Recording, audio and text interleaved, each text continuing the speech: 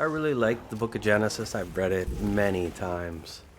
Not enough times that I truly know it, but enough times that, well, I guess there's no real measurement that way, right? It's like, what do you call that? Calculus, where it's like, well, you're approaching, but you'll never actually get there, even if you go to infinity, right? That there's always going to be something else that you can pick up in the Book of Genesis that maybe you haven't seen before, and maybe it gets harder to find things, but I'm still at that point where it's like every time I read it, I feel as if I gain something of value from it, and it's kind of neat and fun and exciting. Exciting, yeah. So we start off with this creation process. We have God making the world and making this physical realm, making this existence. And it's kind of fascinating because it's like we got all these different days, and you see some of these people that really get into the Book of Genesis. They look at the days, the ordering of the days, and the ways that things happen in particular to the days, and they're able to see these patterns and stuff and determine how many dimensions there is in the perceived reality. And a lot of that stuff is just quite fascinating, but you probably got to go really far to get into that. One of the ones that I really like is this, when he says, let there be light, and then there was light. This idea of speaking things into existence, like a verbal sentiment or whatever. In our modern technology, we got things like the Amazon. Well, I guess the name can't be said because it'll set it off. So I guess I'll say it wrong. Alexa. Hopefully that doesn't set one of them off. And then, of course, you got the Google versions and whatever the Apple one is. There's probably something you say and Apple does something. The Siri, right?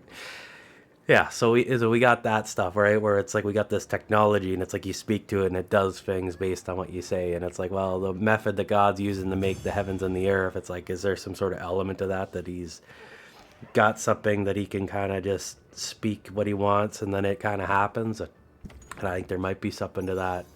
Or it's built into the nature of the physical realm of the reality that he created, however he created it. So that's kind of neat. It's like the administrator privileges. It's like, all right, pseudo light enable or something, right? So that's kind of cool. Oh, what's your password? You got to type in your password first, and then it will go. I guess that's more of a Linux thing or something. So no one will understand that. That's cool though.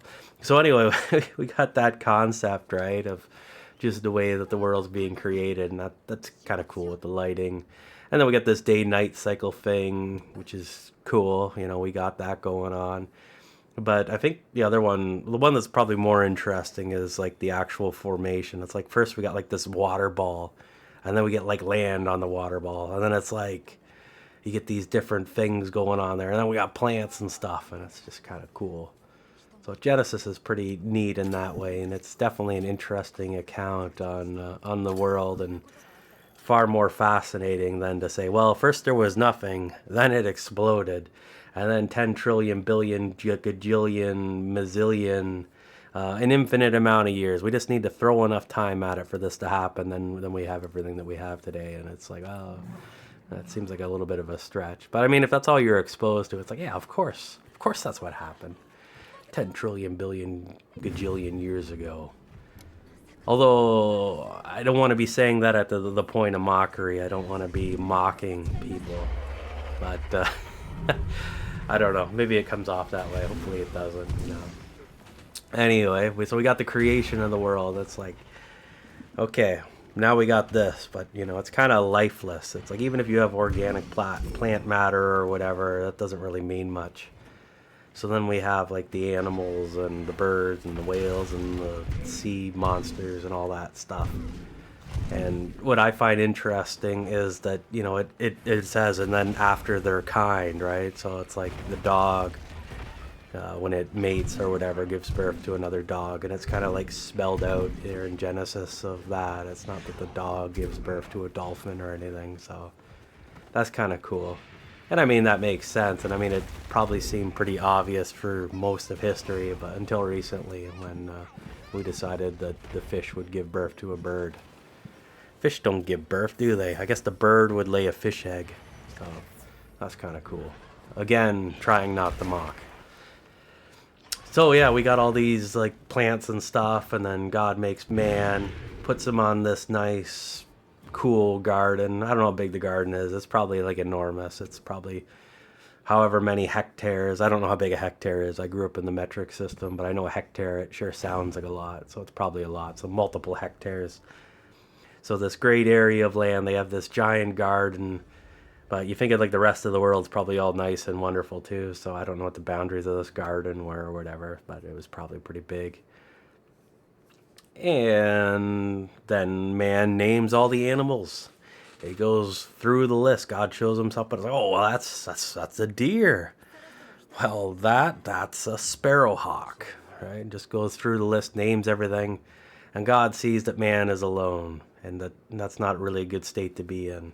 And I've heard rabbis say before that, in the way that God made woman for man, he kind of made man, well, I guess it would be more of like a mankind or whatever, that, God himself wouldn't be alone, right? God had his angels or whatever, they were doing their thing, but they really can't appreciate him in the same way that we as humans do, right? They were kind of created in at a specific instance or whatever and knew God in a very different way than we do, right? We have the scriptures, and we trust in the scriptures, and that's how we know God, right? Like it's a total choice thing. It's not something that's forced on us. Whereas the angels, their experience was very different, and it was like, they were made, and God was already there, and they kind of knew him right from the beginning or whatever, so they didn't really have the same level of choice that we do. So in some ways, it's more wonderful to be human than it is to be an angel from our perspective when it comes to our relationship with God, and that's kind of wonderful. So anyway, he makes the woman so the man's not alone. Of course, there's that reproduction function that's built into there as well, and that's kind of nice. But here we go. They're hanging out in the garden. They can eat whatever they want, and it's all wonderful. All these nice plants and stuff. We don't really think about it, like when it comes to like vegetables and stuff that we eat here. Like I'm in Canada, right? And it's like, yeah, you got your carrots, you got your onions and cucumbers and peaches and oranges, bananas. I mean, we do have stuff, but there's really not that many of them. Like with selective breeding and farming and whatnot, there's really not that many plants. So I mean, there could definitely be more, but only so many are farmed. So when you go to the grocery store, it seems like there's a lot of selection, but there probably isn't in reality. And probably in this garden, there's probably like thousands of different fruits and plants and stuff that they could eat, whereas in the grocery store there's probably like 50 or something, right? I don't even think I could name 50. Well, I probably could, but that's just kind of how it is, right? So they would have like a much more diverse level of food than we would here as far as plant stuff goes, because there was no eating meat at that time. So they're there in the garden. They got all this opportunity. They only have one thing they're forbidden from eating from, and that is the knowledge of good and evil. So what do we do in the next chapter? Well, of course, they're going to go eat from the knowledge of good and evil. Eve, the woman, gets deceived by the serpent. We find out about the serpent later on. The serpent of Satan. And then they get kicked out of the garden and do a new beginning. There's now thorns in the land and stuff kind of sucks. But they're making the best of it. Just trying to survive and live. And the world at that point in time was probably a lot more fruitful than it is now. So stuff was probably a lot easier than it is now, but it was probably a lot harder once they were kicked out of the garden than when they were in the garden.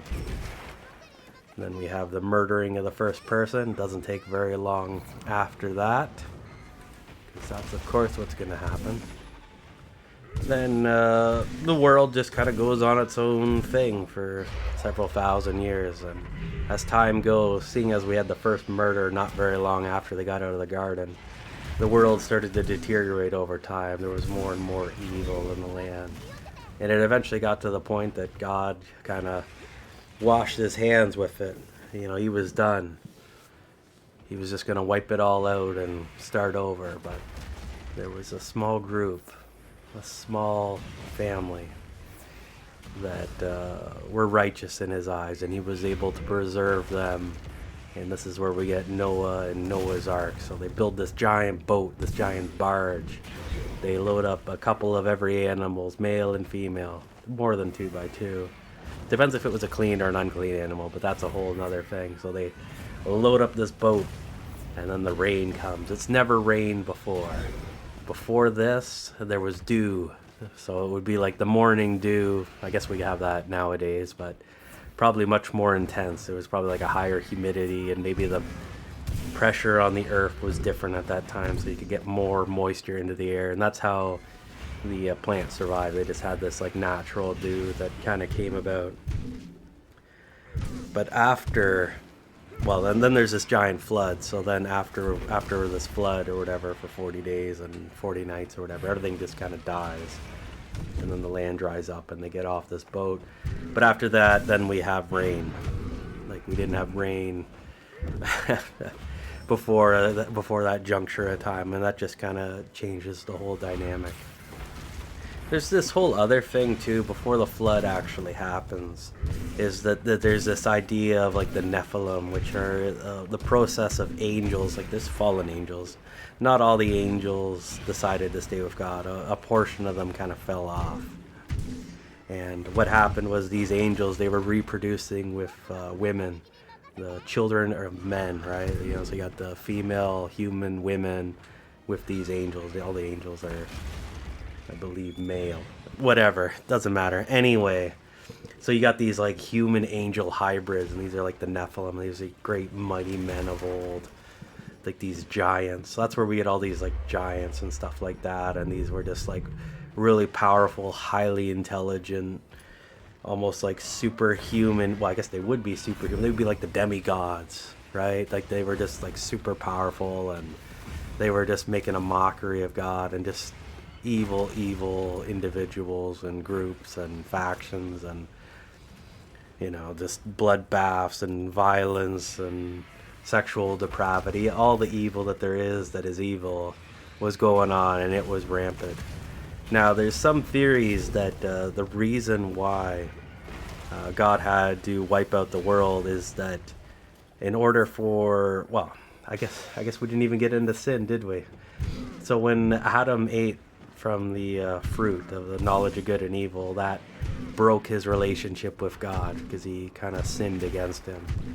And so we need some sort of method to repair this sin, or to fix the sin, to rebuild the relationship between God and man. And so what ends up happening is we got this reproduction system, and then it's like, well, you know, we're just going to have a descendant that's going to be able to fix this problem, and it's going to take quite some time to get there. But in order for that to happen, this person to bring salvation has to be human. And if everybody's an angel-human hybrid, they're not human. And in order to save humanity, the savior has to be human. So Satan's plan there is you get all these Nephilim going around doing their thing, doing the hanky-panky, and they just out-reproduce the humans, and then there are no humans anymore. Everybody is Nephilim, or Nephilim to some degree, so then there would be no opportunity for salvation. So that's kind of why God had to do the great restart. So you got Noah. Noah was a pure-blooded human, and same with his children, right? So God had his little remnant that he was able to kind of wipe out the world, but at the same time preserve humanity. For humanity was at risk of extinction from these Nephilim that were just going around doing their naughty business and just whatever. So it's kind of crazy. And then, you know, so then we have this great restart, and you know, after this flood, the world kind of sucks. It's not as good as it used to be, so people don't live to 1,000 years anymore. They start dying younger and younger as time goes on, till we kind of settle out, probably around 100 years or whatever it is that people like, 190, 80, whatever it is people live to now, right? Like it's kind of been the same for, well, maybe it started out in the multiple hundreds, and then it went down to like 100, and then it kind of maybe like 65, 80, and maybe it's climbing up now. A lot of those estimates, when they talk about life expectancy, it's like, well, you had four brothers that died in childbirth, so even if you lived to 80, it's like, well, what's your life expectancy, right? Well, if you factor in all the ones that die in childbirth, then it's not so good. But it's like if you do survive childhood, it's a pretty normal life expectancy at that point. But a lot of people dying in childbirth, and that's part of the curse that came with this. In the Garden of Eden, there was this difficulties in childbearing. I think some of that might be the mortality rate and just the pain and suffering during it, that it wasn't originally intended to be like that. So they get off the boat. They've landed. This is the new world. The land's dried off, stuff's starting to grow, and then we have the Tower of Babel. We have mankind trying to make this tower to reach the heavens, and this is like the astrology stuff. They're trying to reach the stars and find their futures and everything in the stars, and that's kind of what happens there. We get a lot of side stories in the book of Genesis. It'll be like we're following a man or a family or whatever, and then they go on some adventure, and then it kind of comes back, and then the next generation comes along, and then they go on an adventure, and they come back. Like God is always trying to lead the descendants of Abraham and Abraham himself, and before Abraham was Abraham, he was Abram, trying to lead them to this promised land so he can set things up down the road. So he takes them there, then there's a famine, and he has to get out, he goes somewhere else, goes down to Egypt for a while, then returns back, and we see this through like multiple generations, and it's a similar story of just trying to like go into the land and be in the land and dwell in the land and be fruitful and multiply. But there's always circumstances around that, and in a lot of cases it's like it builds character, it builds faith. We see Joseph going down as a slave in Egypt.